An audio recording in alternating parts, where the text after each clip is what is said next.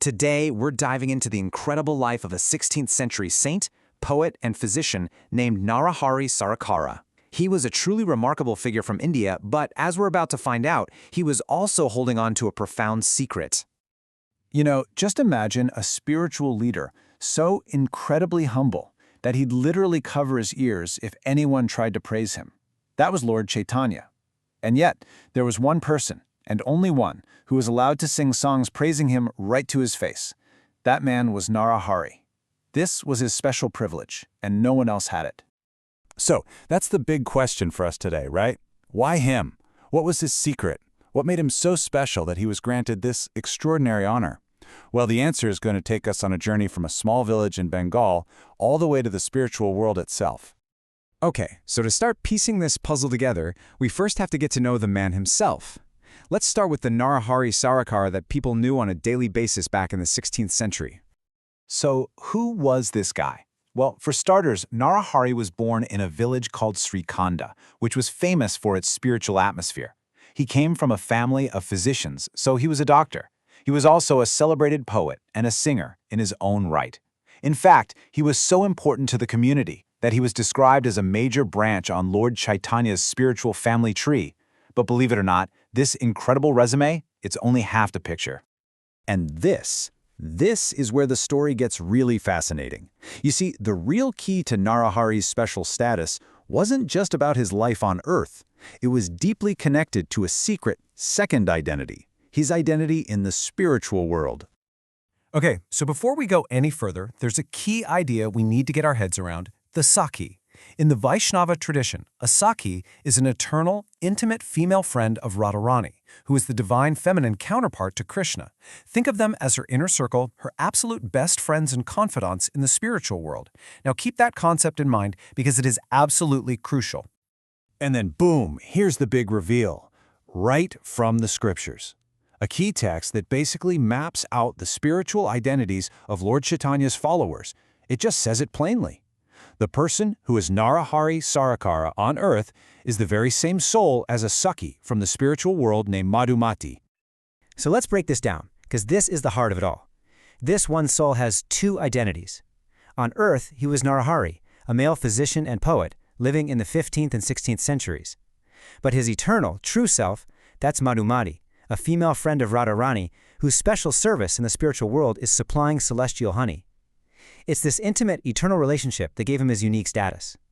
It perfectly shows a core belief, that our truest identity is found in our loving service. Now you might be thinking, okay, that's a nice theological idea. But this wasn't just some abstract theory. It actually showed up in the real world. The story goes that one day, Lord Nityananda, one of Lord Chaitanya's closest friends, playfully challenged Narahari. He called him Madhu, which is short for Madhumati, and basically said, all right, if you're really the honey provider, then prove it. Where's the honey? So what does Narahari do?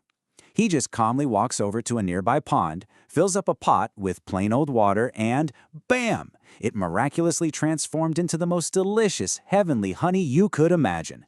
He served it to everyone there, and that moment pretty much confirmed his secret identity for all to see. Okay, so you have this incredible secret identity, but how did that actually show up in his day-to-day life? Let's take a look at how it all translated into his service here on earth. His devotion was all about these very personal, very intimate acts of service. He was always by Lord Chaitanya's side.